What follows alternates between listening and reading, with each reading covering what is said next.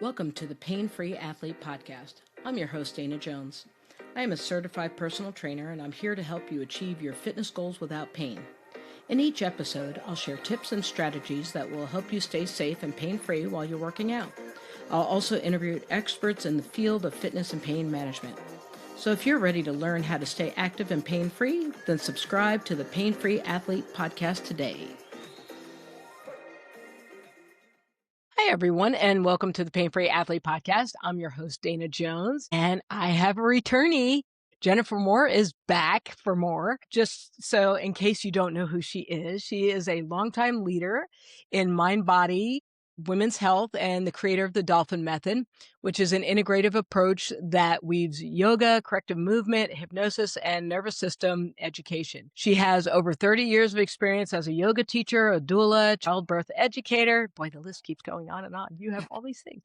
Clinical hypnotherapist. She's trained teachers and supported clients all over the world. And today she is expanding her work into new seasons of women's lives, offering a practical nervous system informed approach to how we relate to our bodies with more curiosity, compassion, and choice.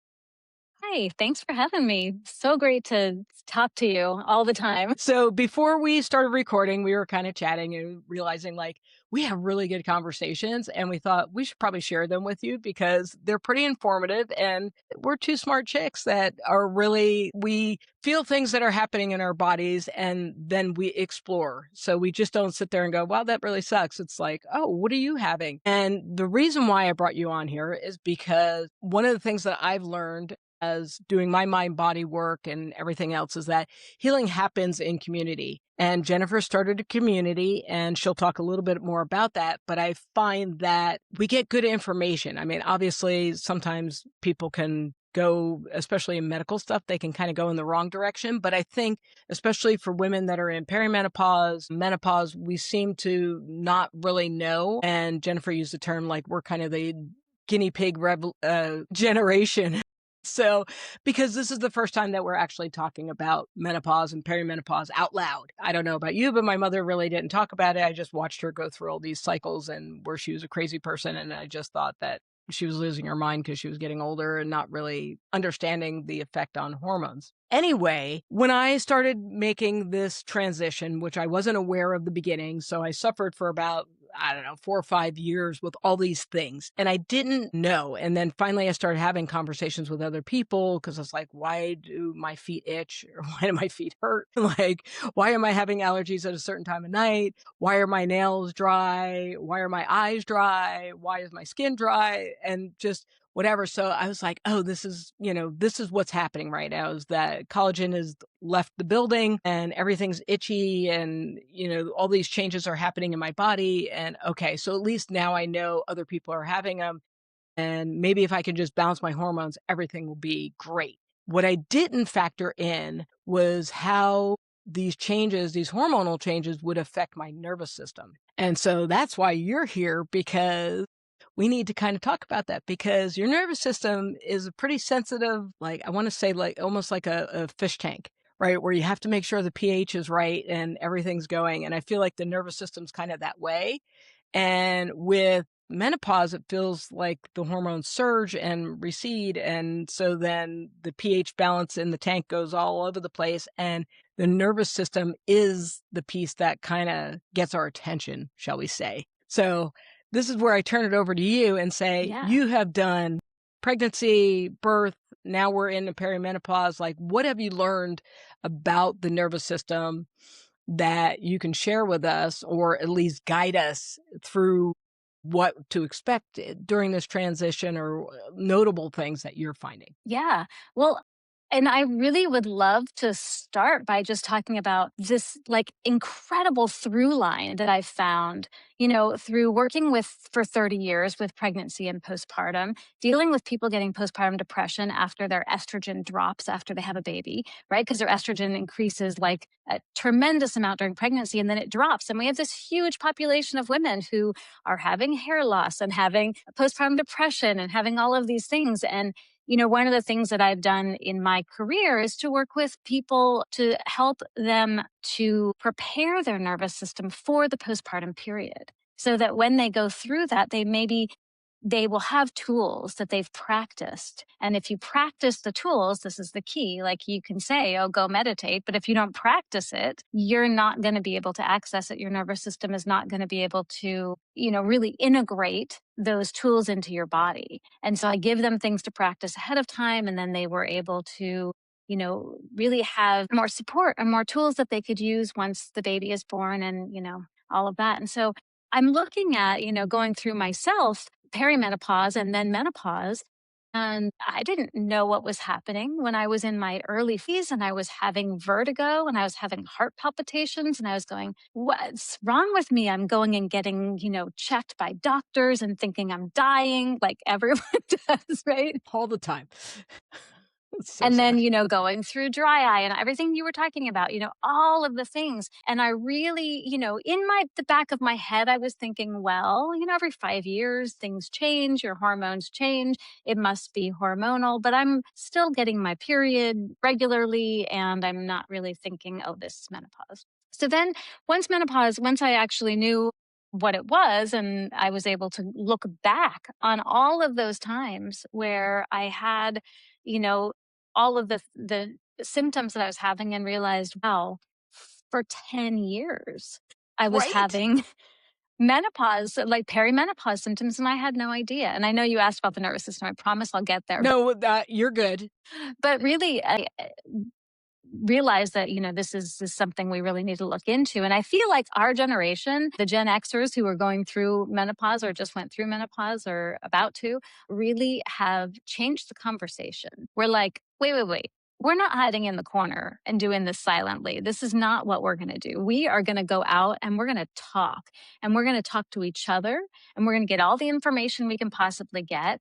And we've got people like Mary Claire Haver who like went out and just changed the conversation completely. And then all of the other people who have followed and who are still doing that. And I think that that's really powerful. And it's really incredible to understand, just understanding this headache I'm getting all the time is due to this. This heart palpitations, I'm not dying. It's due to this. This hip pain that I'm having, the hip pain that like all of a sudden, and I've been, doing yoga for 30 years. And why am I having hip pain all of a sudden? And my x-rays show I'm fine. And the doctors are like, you're fine. Everything's good. I'm like, no, but it's not good. It still hurts, damn it. All of those things, understanding where that's coming from, I think has a big effect on the nervous system. This knowledge that we're getting keeps us out of the fight or flight, keeps us out of the what's wrong with me? Am I dying? What's happening to, okay, this is what it is. And now we can start to deal with it. And then it was fascinating to see when you look when you start to do deep dives into all the symptoms that people are having, right? I'm getting, I have this Facebook group now, and I'm getting questions about everything from collagen to, why are my ears itchy to, So weird. dry skin, heart palpitations, all of these things. And I'm looking and going deep diving into them and actually reading the research, and every single one of them has a component of the nervous system. Mm. And it's fascinating. People are out there selling supplements for like, take this supplement, it'll lower your cortisol and get rid of your cortisol belly, and all of this stuff. And I'm thinking, and they're saying, oh, well, you can meditate, but it's a short-term fix just while you're meditating. And I'm thinking, no, the skills that we need to actually get through this period, not only get through it, but actually enjoy it and thrive in it. Those are nervous system skills that we need. And we can deal with symptoms as they come up. There are definitely things that help. There are supplements that help. There's hormone therapy that helps. There's a lot of things that help. But the root thing, the thing that goes through the through line through every single symptom, every single thing that's happening during this huge transformation of menopause is the nervous system. And I believe that if we really had tools that we all practiced, that would change the whole how we're experiencing life on a day-to-day basis. And that's really what we want, right? Oh, for sure. So for me, um, I was already hypersensitive, especially just because I was very, I just lived in fight or flight because of the chronic migraines. And one of the things that shifted, and this was probably, now I'm thinking about it, was probably like 15 years ago. So I was just turned 40 and I started having panic. And I've been a nervous kid, so it wasn't a big stretch for me, but it would just come out of nowhere. And I was having nausea and all these things, and even my migraines kinda changed a little bit because I was under a tremendous amount of stress, but my nervous system, I would say, probably before I found this work, was pinned for about 10 years. I mean, honestly, it was just everything, and I just didn't know. And it's funny because I'm using the techniques, and I'm journaling, and I'm going to therapy, and I'm doing vagus nerve exercises, and I'm doing stuff, but I can't control when there's a hormonal surge because it's not like I get a note. It's not like somebody sends a message like, "In 5 minutes, you're gonna feel like you're fucked." It just doesn't happen, and then all of a sudden I have the surge, like I woke up the other night, middle of the night, with a panic attack, and I thought, "I'm gonna die," and then I went, "You're not gonna die." But I because I was so gone, I just had to chill, and I had to ride that puppy out, and it wasn't fun, but it was one of those things that I guess it was a surge, I don't know. It was, I talked about it in therapy, like, whatever it was, it added a couple more tools to the toolbox kinda thing, but the reality was it was just a hormonal thing, and interestingly enough, what I realized, it was because my estrogen patch is too high now because I've lost some weight, and so now I have a bunch of estrogen flowing through my body, and I don't need it because when you lose weight, you lose estrogen 'cause, estrogen's stored in your fat cells, and so all that stuff kinda falls off, and then you don't need as much, and I was on a point zero 0.01 for those of you who wear a patch, and the doctor thought it was high, but she also knew that African American women experience menopause differently. And so she wasn't going to argue with me over my symptoms because they're mine, which I appreciate. But I called her, we had a conversation, and she's like, let's start backing down and see where you can sit at a regular basis because you don't need that. But that was something that, again, I think I'm doing all the right stuff, but there was a shift and I wasn't really paying attention to the shift until, I'm tweaking at 2 o'clock in the morning. Yeah. And, it's great that you are doing the things, right? You're doing the talking to your doctor, you're recognizing, okay, this is not a normal thing. Where is it that it could be a physiological response to something? Where is it that it could be, something else? And I'm in therapy and I can, and that's amazing. And I think that it's hard for people to take on that level of like taking on their bodies when they're in their everyday life and they're like, Mhm. I don't know how to, and yeah, and I love that. I think what I'd love to do in the world is kind of help people find how to work with their own nervous systems so that we can really start to understand our body the way that you're understanding yours, right? But also have tools that are really specific to you. Because what's out there right now, and I think that this is where people get really fatigued with the whole nervous system thing and hearing about it because they're like, okay, yeah, I know. I know I should meditate. I know I should do yoga. I know I should do this, but this doesn't work for me and or I hate this or and how do I integrate this into my life, because they don't know what things work for them specifically. And this is where this is kind of the thing I like to do when I take people on retreats or when I work with people individually is I like to find out how is it you process? How is it you move through the Mhm. world? And what is it? It's kind of like what you do with, strength training. Like, what do you need this for? What are you going to do in the world, right? How are you going to use it? And then finding the tools that work for them. Are they visual people? Are they kinesthetic? Are they auditory? Do they need a movement meditation where they're not actually laying down, closing their eyes and trying to like relax? What kinds of things are going to work for their particular bodies? And then how can they easily integrate them into their lives? So, can we give someone a practice that is specific for their mind and their body that they can do for 5 minutes? And that's when even when we're just doing things for 5 minutes, that's when we start to change the brain. And this is so exciting about menopause. One of the things I've learned during postpartum and during menopause, something happens with the brain that's really fascinating.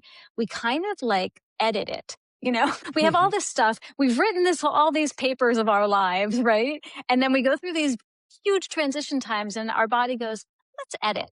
Let's go through and let's get rid of this. We don't need it anymore. We need space for more information. And so we kind of think we're forgetting things all the time. And we have all of this brain fog.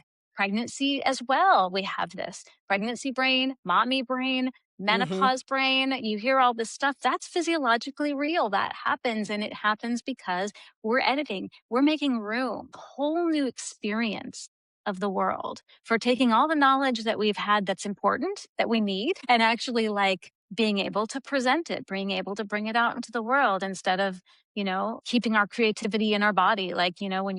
When you're preparing to be pregnant, you've got all this energy in your reproductive system, in your body. And now in menopause, we're like, we don't need that anymore. Let's bring it out into the world. But Yeah, but then there is yeah, no energy for some people, right? Like, you're tired a lot, And I think that is one of those things where when you're preparing to be a mom, obviously there's an expectation, right? You have to do the things, and then there's the expectation not only of the successful raising of the child, but then there's the expectation of how society is supposed to see you in terms of how you're managing this human being and whether or not you're putting them in the right schools and you're doing all the things and whatever. So there's a push through point that we do as women where we ignore ourselves. Some of us are worse than others, but there's probably a good 12 to 14 years that you're pretty much ignoring your needs to take care of this individual. And I love the idea of menopause because our estrogen starts to drop, our give a shit is broke, and we start resetting boundaries, right? Like, I see you, my lovely child, but no, I'm not driving you to 15 places anymore. I will, pick one and then we'll go, or whatever it may be. And I think it's cruel and whatever that the universe feels like we should start this process when our kids are around teenagers and they're going through their own hormonal surges. It's like, let's see what the Clash of Titans looks like in your house. But I mean, I think it's empowering. And so many things that we look at, even kids today, they get their periods and they're like, "Ugh, I'm stuck with this thing," and they don't see it as something positive. And I didn't want menopause to be one more thing to complain about, but I did enjoy the fact that I am having these periods now where I'm like, yeah, dude, I'm sorry. I don't care. Just like I'm toast. It's about me now. This last chunk of my life is going to be all about me. And I'm going to do things that are going to be uncomfortable, but I have done them in the past and know that I didn't die. So I'm just going to keep pushing through and I'm going to set boundaries for myself.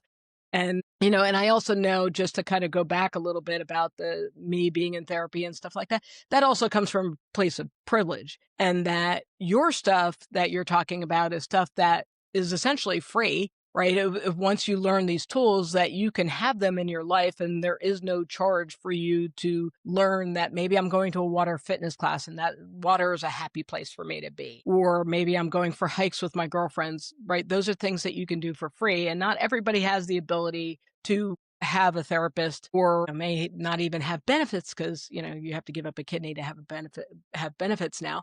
But just those things. And that's why, I'm curious about your information, because of the fact that there are things that we can use in our everyday life and start to implement. And 5 minutes isn't that big of a deal. I mean, think about how long you're laying awake in the middle of the night. yeah.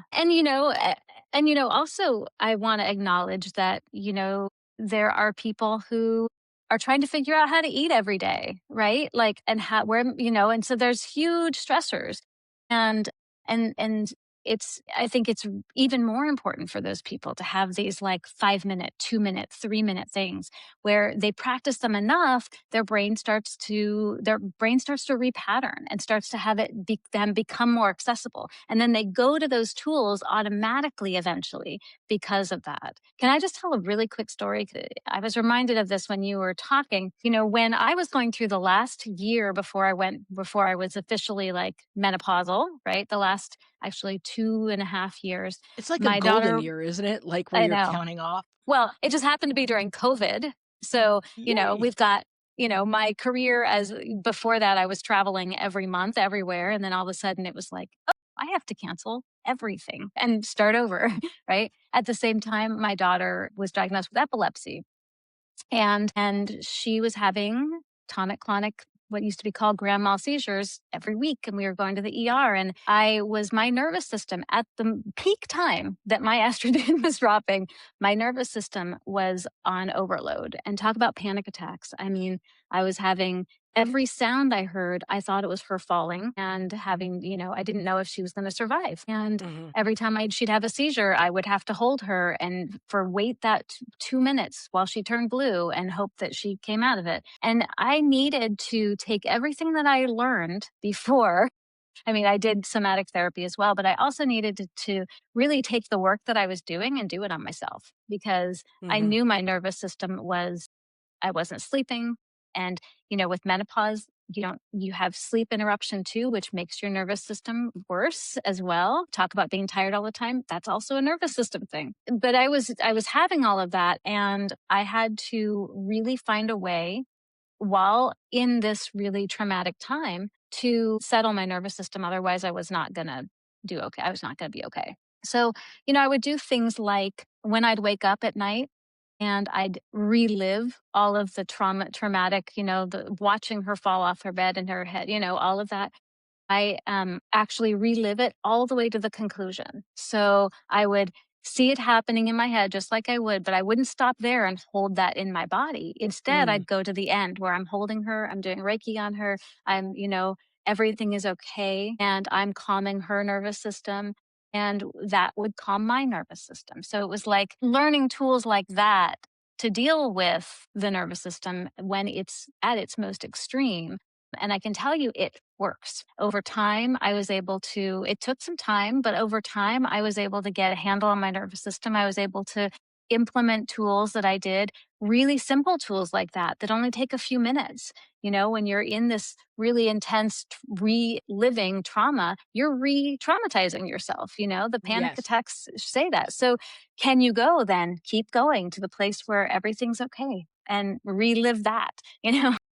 So those are the kinds of things that I did, and knowing my own way that I process, I knew what I needed to do for myself, but it did take time for me to change my brain patterns to be able to actually do those things when I needed to. And it was a great tool for me, a great learning experience for me to help people who, you know, are not don't have easy lives and who have, need more support than just go and do a retreat for a month. Everything will be fine.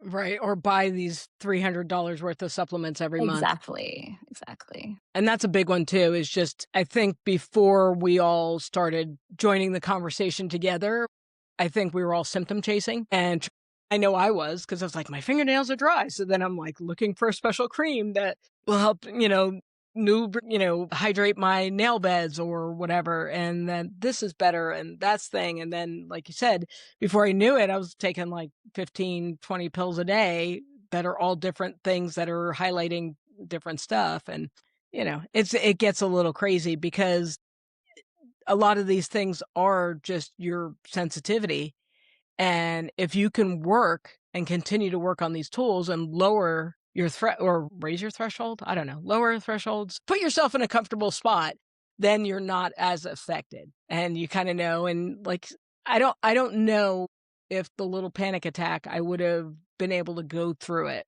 I mean, it did mess me up for a couple of days, I'll be honest. I was pretty sensitive and had like but I always was able to kind of bring myself back even for a couple of minutes at a time and just say, "You're okay, right? You didn't have a heart attack. You didn't, die. You're good. And yes, you feel like crap right now, but let's start to look at why you feel like crap and then making those adjustments." And then finally, one of my 3 o'clock in the morning things, I'm like, "Oh, it's estrogen."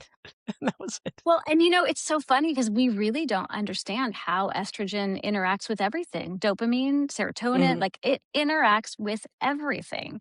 And so, it has this systemic effect on everything, on all of the different systems. And so we look at what are all these symptoms that we have in our bodies that are happening and the through line of the nervous system and the through line of estrogen, it's all there. Yeah. Yeah, for sure. So you created this community on Facebook, and I was like, okay, another Facebook group or whatever kind of thing. And then I hopped in and it's like, damn, these people are good. And you're asking fantastic questions as a moderator. I love that because there are so many different conversations that we could be having around. And I think what happens is that there's a calming effect, right? Where I don't know why this is happening. Everybody talks about it and they realize it's whatever. It's collagen, right? Because that seems to be a big thing, especially with the skin, the itching kind of piece. And then there's a conversation about like, well, what can we do? Or at least having an understanding is a calming effect. And so I love the fact that you're doing it. And there are some great questions that are coming across and even the stuff that you're finding through your research. And I guess I wanted to ask like, what is the coolest thing that you're seeing as a result of asking these questions? The coolest thing I'm seeing is that my understanding is getting enhanced dramatically. Because when people come and ask questions, I'm like, oh, I'm going to go research that. I didn't know before I started this group that like the itchy ears and itching inside of your ears was like a menopause thing. I had no idea.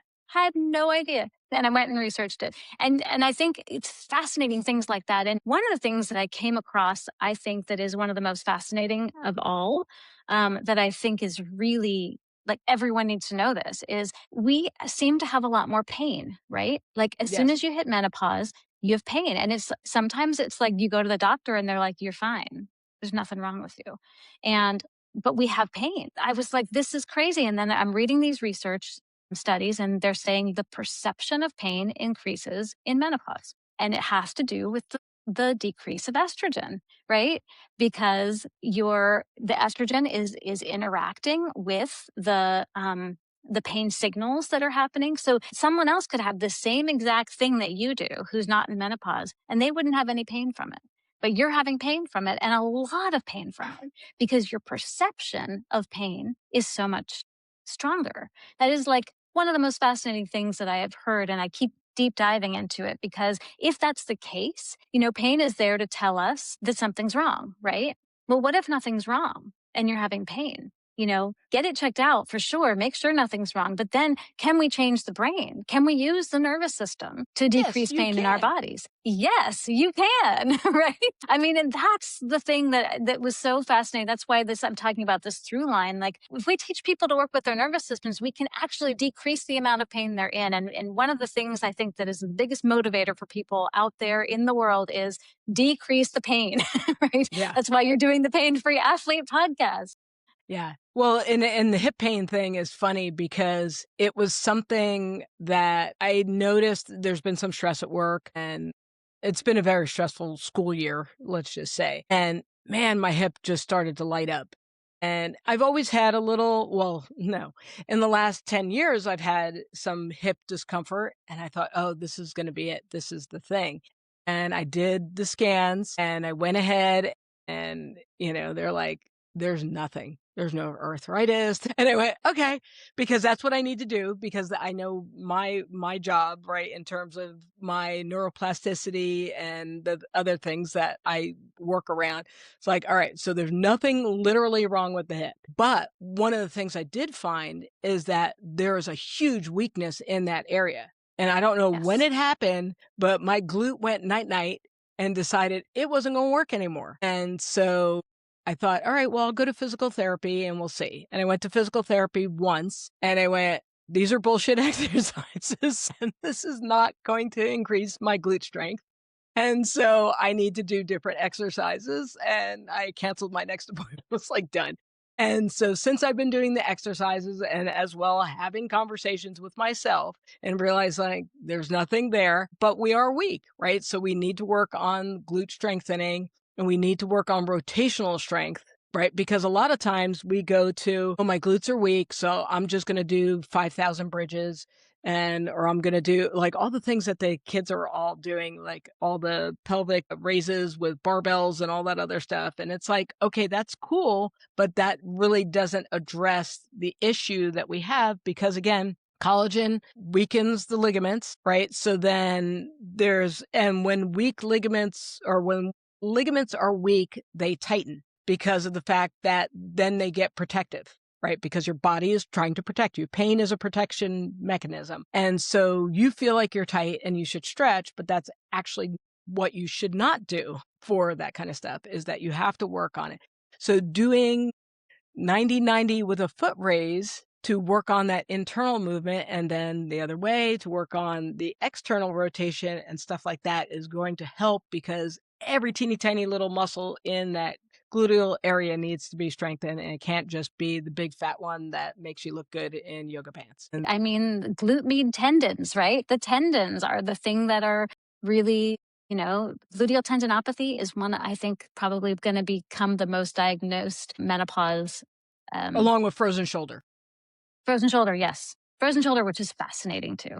Yeah. And the same stuff. It's just, it's all, and I know there's been people out there that have gotten surgery because they're, oh, I can't do the frozen shoulder thing. And it's really all about changing your approach. And when you look at it, especially with collagen and whatever, these are two ball and socket joints and not that hinge joint. And we don't use the ball and socket joints properly. When you think about, especially for a lot of you that do strength training, we do a lot of pushing and pulling with our shoulders, but there's nothing that really highlights that rotation. And again, you lose the rotational aspect of it, then ligaments start to weaken just because, and then it gets tight. And that's what frozen shoulder is. Same thing with the hip, right? That's what the gluteal tendinopathy is that tightness and that protection mechanism. So rotational stuff is the way to go. And Absolutely. I again, cannot agree more.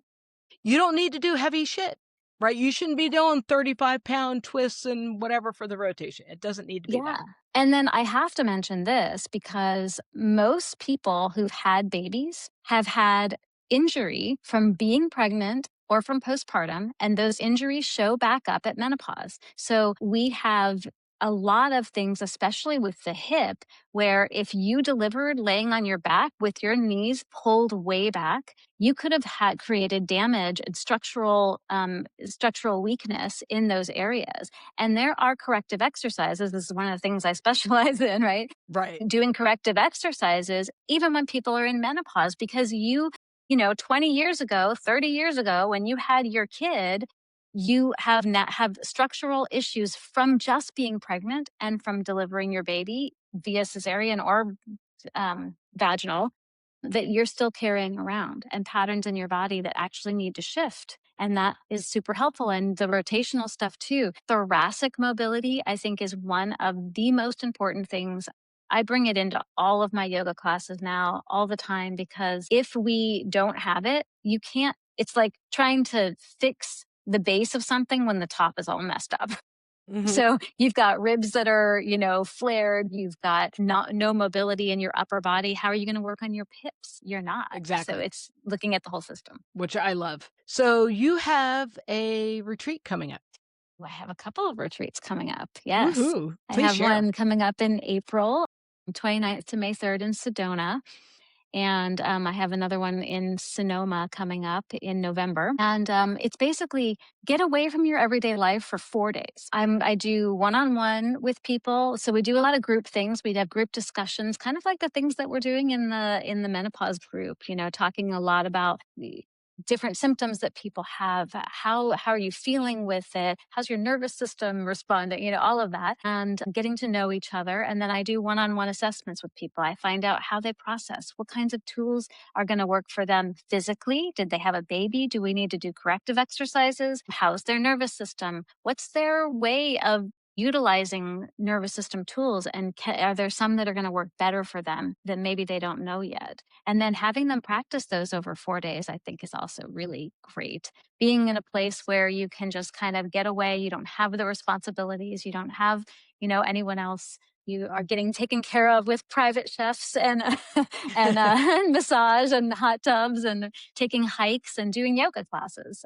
So I do both gentle and dynamic classes. So I'll do 2 a day so people can choose or do both. And in those classes, really making them specific to people in menopause. So we work on rotation, we work on shoulder flexibility, we work on hips, we work on the glute tendons, we work on all the things that, are going to be happening if they are not already. And really try to give people a reset so they can come back into their lives and they've got, okay, 5 minutes a day, I can do this. And this is going to really help me. This is awesome. How do we find out information about that? You can go to my website, which is retreatswithjennifer.com, and you'll see the Sedona one there. And I have one coming up in Monterey as well. That one's full, but the one in Sedona has a spot or two left, and the one in November in Sedona does as well. I mean, in Sonoma does as well. So All right. And then, so the Facebook group is called? the Facebook group is called Power of the Pause. Fantastic. I love it. Yes. So and if you are someone who's interested in that kind of information, which is your information really, because it's about you, I think it's a valuable resource. I've enjoyed it because I know a lot of Facebook groups get weird and just I think women in community helping each other heal is priceless. And Powerful. it's because again, like I said in the beginning, we heal with community. You don't heal on your own. And at this point in our lives, nobody should be sitting in their house by themselves and not knowing what's going on. You should be with somebody, you should be talking about it. And when you get it out in the open, then it doesn't have the power that it had before. And you really should not suffer in silence. And thank you so much for doing this and for highlighting it and for sharing all of your stories as well, because I get so much out of that as well. And I love to hear people's stories in the Facebook group too. I really want to, the more stories we hear, the more we realize that we're all going through the same thing. We may have some different symptoms. We may have some, things that are totally, not the same, but we're going through the same transition.